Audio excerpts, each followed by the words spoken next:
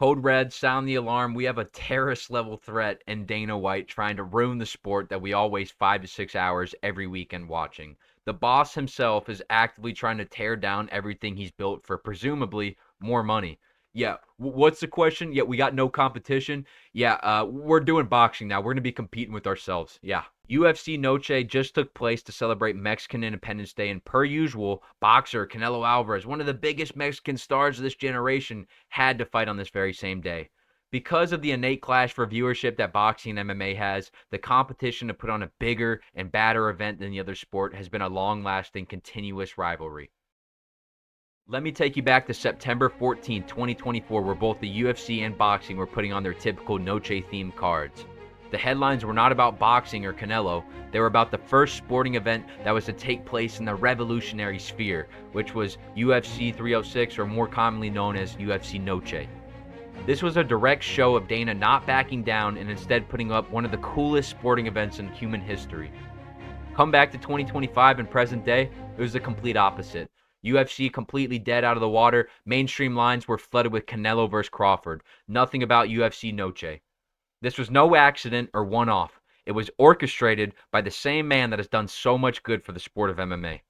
Now you might be thinking, why would Dana White intentionally underpromote, underdeliver, and make sure that UFC Noche was topped by Canelo versus Crawford? That is because Dana White recently started partnering with and promoting Zuffa Boxing with the support of Turki Al-Sheikhi.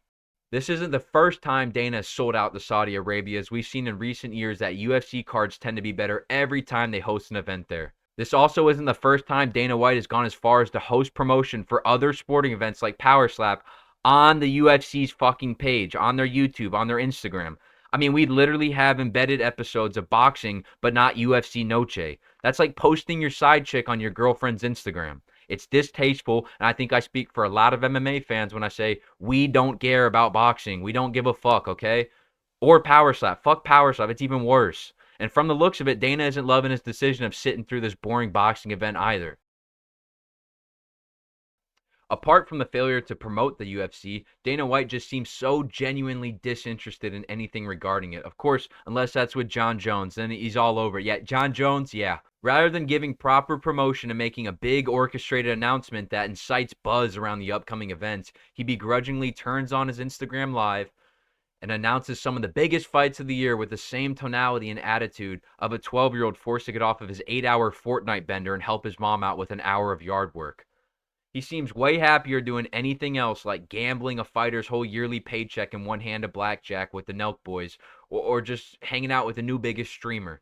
This also isn't a one-off or new thing for Dana White in these past 2 years. Does anyone remember the whole Jon Jones episode where he belittled his active belt-holding stars to promote an inactive, problem-ridden Jon Jones? Well, shit, I do. And even when the dust has settled and he did retire, Dana still fails to promote his current champion, Tom Aspinall, or say anything good about him, even though the kid's got all the star power in the world. The reason I deem this a crisis-level threat to our beloved sport is because we're on the verge of a $7.7 billion deal with Paramount.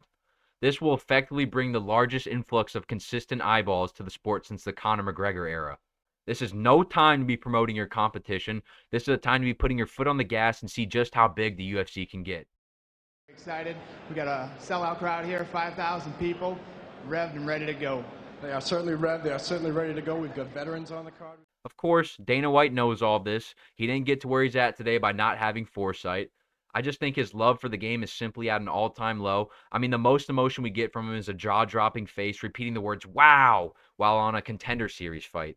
Listen, I don't want to be force-fed shit, okay? You're not allowed to just force boxing on me and expect me to enjoy it like I would UFC because I'm a combat sports fan. You know, I compare it to expecting an NFL fan to also enjoy watching flag football because they're football fans. It's just not the same. I'm not saying Dana White has to reignite his love for the UFC. Hell, I don't even care if he promotes it at all. He's a grown man that has experienced such a high level of success where he can do whatever the fuck he wants. So if he wants to watch and promote a dull boxing card that puts him to sleep, be my guest.